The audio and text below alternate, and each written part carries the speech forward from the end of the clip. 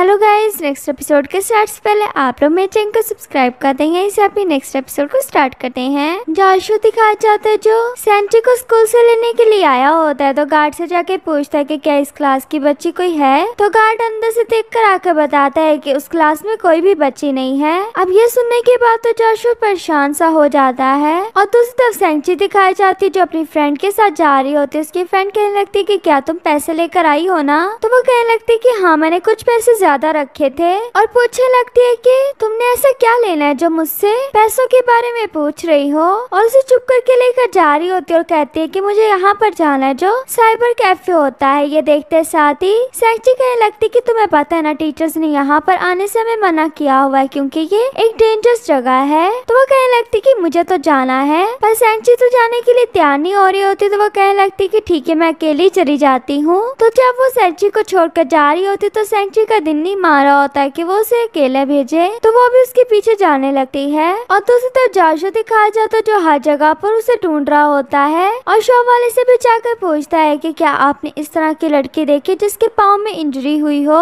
तो वो उसे बताता है कि मैंने इस तरफ इस गली में जाते हुए देखा है। और इधर सैंची और उसकी फ्रेंड दोनों दिखाए जाते हैं जिनको कुछ 3 लड़कियां आकर बुली करने लगते हैं और कहने लगते हैं कि तुम पैसे लेकर आई हो। तो वो कहती कि नहीं, मेरी मॉम डैड मुझे पैसे नहीं दे, तो मैं पैसे कहाँ से लाऊं। पर वो कहने लगती कि मेरी फ्रेंड के पास पैसे हैं, तो उसके पास से भी उसका वो पर्स ले लेती हैं और उसमें जितने पैसे होते हैं वो लेने के बाद कहने लगती कि क्या तुम आज सिर्फ इतने ही पैसे लाई हो, क्या तुम इतनी गरीब हो जो सिर्फ इतने से पैसे लेकर आई हो। तो वो उसके बैग को भी चेक करने लगते हैं। उसको पूरा चेक करने के बाद उन्हें फिर भी कोई पैसे नहीं मिलते। तो वो उन दोनों को कहने लगती है कि कल इस टाइम पर यहाँ पर पैसे लेकर आना, वरना देखना हम तुम्हारे स्कूल के बाहर पहुँच जाएंगे। ये सब कहकर जब वो लड़कियां वहाँ से चली जाती हैं तो सैंची कहने लगती कि क्या तुम इन्हें जानती। तो वो कहती कि नहीं, मैं नहीं इन्हें जानती। पर सैंची कहने लगती कि मुझे पता है, तुम उसी दिन की बात की वजह से मेरे साथ ऐसा कर रही हो ना। तुमने स्पोर्ट्स में मुझे नहीं बुलाया जब मैं गिरी थी, तब भी तुम मेरे पास नहीं आई और तुम अभी भी इन लड़कियों को जानती हो जबकि तुम मना कर रही हो कि मैं नहीं जानती। मुझे पता है कि तुम मुझे यहाँ पर जानबूझकर लेकर आई हो। ये कहकर जब उसे छोड़कर जा रही होती है तो मुझसे सॉरी करने लगती है, पर सैंची उसकी सॉरी को एक्सेप्ट नहीं कर रही होती और कहने लगती कि मेरा पीछा करना बंद कर दो। ये कहकर उसे वहीं पर छोड़कर जा रही होती है, पर किसी न किसी तरह अपने पाँव से चलते हुए जा रही होती। इतने में आगे से जाशु आ जाता है उसे ढूंढते हुए और आकर उसे फौरन पूछे रहते है कि तुम यहाँ पर क्या कर रही हो और किसके साथ आई थी। सैंची उसका कोई आंसर देती बल्कि उसको इस तरह बात करते देखकर रोने लगती है। तो वो उसे देखने लगता है कि ये क्यों रो रही है और उसको हक कर लेता है। कहने लगता है कि अब तुम्हें कुछ भी नहीं हुआ, मैं तुम्हारे पास हूँ। तो एक जगह पे बैठकर उसे जूस ला कर देता है और पूछने लगता है कि क्या हुआ था। आज तुम मुझे नहीं बताओगी तो देखना मैं तुम्हारे घर वालों को बता दूंगा। तो वो कहने लगती कि नहीं नहीं, मैं तुम्हें बताऊंगी, बल्कि मैं घर वालों को भी बताऊंगी, उनसे भी कुछ नहीं छुपाऊंगी। तो वो उसे बता देती है कि कुछ लड़कियों ने मुझे बुली किया था, उन्होंने मुझसे मेरा पर्स भी ले लिया, मेरे पैसे भी ले लिए और फिर कह रही थी कि कल इस टाइम पर दोबारा आना हमें पैसे देने के लिए। और मैं अपनी फ्रेंड के पास गई थी जो मुझे वहाँ पर लेकर गई थी, पर उसने ऐसा जानबूझकर नहीं किया बल्कि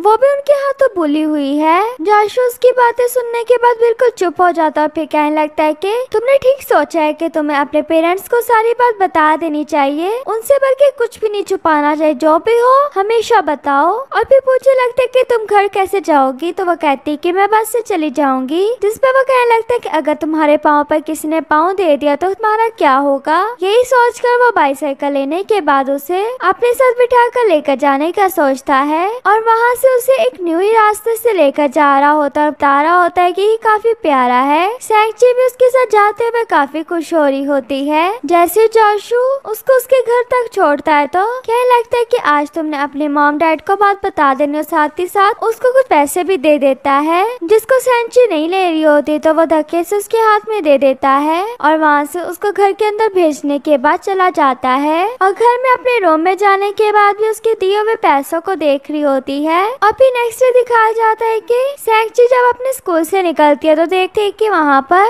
उसका भाई अपने सारे दोस्तों के साथ आया हुआ है। ये देखकर जैसे ही वहाँ से जाने लगती है तो सैंग्यान उसको आवाज देकर बुला लेता और कहने लगता है कि बताओ किन लोगों ने तुम्हें बुली किया था, उनके पास हमें लेकर चलो, मैं भी उन्हें बताता हूँ कि मेरी बहन के साथ वो ऐसा कैसे कर सकते हैं। वो उन्हें लेकर नहीं जा रही होती तो जाशु उसका बैग उसके कंधों से उतार मार कर ले लेता है और जब आगे जा रहा होता है तो उसका भाई अपनी सिस्टर को पकड़ कर लेकर जा रहा होता है। जब वो उस जगह तक पहुंच जाते हैं जहाँ पर सैंची पहले उनसे बुली हुई थी, पर अभी वहाँ पर लड़कियां तो नहीं होती, तो उसका भाई पूछने लगता है कि वो दिखने में कैसे थे। तो वो बताती कि एक लड़की ने हेयर डाई किए हुए थे और दूसरी के बाल शॉर्ट थे और तीसरी वाली लड़की मुझे ठीक से याद नहीं। तो उसका भाई कहने लगता है कि तुमने मुझे पहले क्यों नहीं बताया कि वो तीनों लड़कियां थी। तो वो कहती कि तुमने मुझसे पूछा, जिस पर उसके फ्रेंड्स कहने लगते हैं कि अब इस तरह अच्छा लगता है कि हम 4 लड़के उन 3 लड़कियों का मुकाबला करने के लिए जाएं। तो फिर वो एक अपने फ्रेंड को अपनी सिस्टर के पास छोड़ने का सोचता है और बाकी दोनों को अपने साथ ले जाता है। और जैसे तीनों उस साइड पर जा रहे होते तो वहाँ पर सच में वो तीनों लड़कियों ने मिल जाती हैं जो स्मोकिंग कर रही होती हैं। ये देखकर संज्ञान उनके पास जाके उसकी सिगरेट लेकर उसको अपने पाँव के नीचे दे देता और कहने लगता है कि तुम्हारी जितनी एज में स्मोकिंग वगैरह नहीं करनी चाहिए बल्कि पढ़ना चाहिए और तुम लोग किन कामों में लगे हुए हो।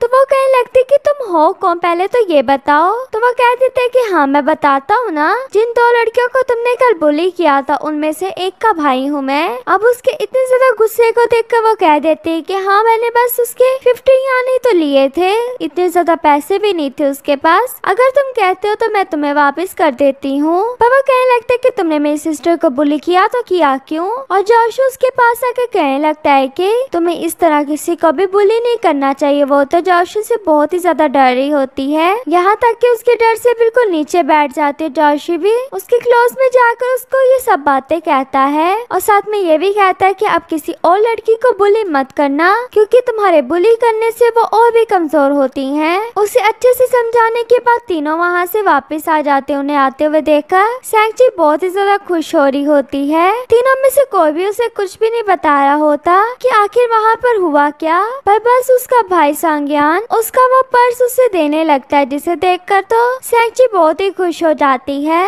उसका फ्रेंड पूछा होता है कि बताओ ना वहाँ पर क्या हुआ, मुझे सब कुछ जानना है। तो वो भी बड़ी बड़ी छोड़ने लगता है कि तुम्हें पता ना 1 मंथ में मैं 10 लोगों को वैसे ही मार देता हूँ। बस सैंची जिसने मुंह में लॉलीपॉप रखा होता है उसे देखकर जोशु कहने लगता है कि तुम बिल्कुल एक फिश जैसी लग रही हो, लाओ मुझे लॉलीपॉप दो, मैं तुम्हें रख के दिखाता हूँ कि हैंडसम लड़का कैसा लगता है। तो उसके फ्रेंड कहने लगते हैं कि आप बस भी कर दो, उसके भाई के सामने ये सब चीजें क्या बोल रहे हो, तुम कभी भी नहीं सुधर सकते। तो सैंची उसको पैसे देने लगते हैं, कहने लगते हैं कि तुम अपने लिए कैंडीज ले लेना। तो वो कहते हैं कि मैं तो मजाक कर रहा था, तुम ये पैसे अपने पास रखो। तो वो कहती है कि जो तुमने मुझे पैसे दिए थे वही पैसे समझकर ये ले लो। फिर ये सुनने के बाद वो उससे वो पैसे ले लेता और सभी वहाँ से जाने लगते हैं। और छोटी सैंची दिखाई जाती है पास्ट वाली, जो उसे जोशु ने बल्ब दिया था, वो उसी बल्ब को अपने पास रख लेती है, बल्कि उसे निकालने के बाद उसके ऊपर ड्राइंग करके अपने लैंप में लगा देती है। और वही वाला लैंप उसके पास अभी प्रेजेंट में भी था,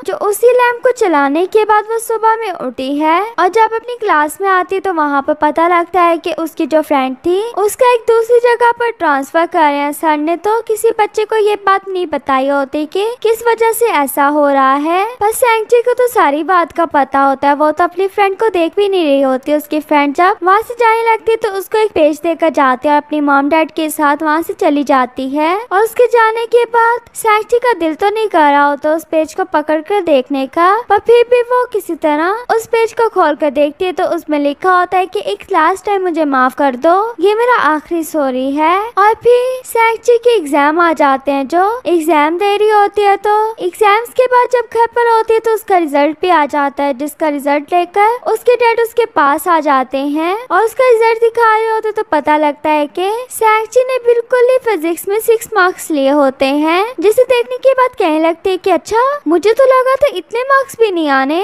तो उसके डैड कहने लगते हैं कि क्या ये प्राउड की बात है। तो वो कहने लगती है कि नहीं। तो उसके डैड कहते हैं कि मैंने सोच लिया कि मैं तुम्हारे लिए ट्यूटर रखूंगा। पर वो अपनी मॉम की सिंपैथी लेने के लिए जाती है तो उसके डैड कहने लगते हैं कि मैं किसी की नहीं सुनूंगा, तुम्हारे लिए ट्यूटर आएगा तो आएगा। और वैसे ही हमें अगले सीन में दिखाया जाता है कि उसका ट्यूटर कोई और नहीं बल्कि उसका भाई अपना संज्ञान होता है। उसे देखकर कहने लगती है कि डैड ने जो ट्यूटर रखा वो तुम हो। वो कहने लगता है कि हाँ, और फिर उसे फिजिक्स पढ़ाने लगता है। सैंची के तो क्वेश्चन ही नहीं खत्म हो रहे होते, बार बार कभी जी का पूछ रही होती है, कभी एफ का पूछ रही होती है, कभी आर का। और फिर वो उसे एक एक चीज बताने के बाद वो दोबारा से रिपीट में पूछ रही होती है तो उसका भाई उसे तंग आ जाता है। और इसी में दोनों बहन भाइयों में काफी फाइट हो जाती है और इसी फाइट के बाद दोनों ही मॉम डैड के पास आ जाते हैं। दोनों कहने लगते कि मैंने इसे नहीं पढ़ाना है, कहती कि मैंने इसे नहीं पढ़ना। तो उसके मॉम डैड इनकी बातें सुनने के बाद डिसाइड कर लेते हैं कि ठीक है तुम ना पढ़ाओ, मैं इसके लिए न्यू ट्यूटर का अरेंज कर दूंगा।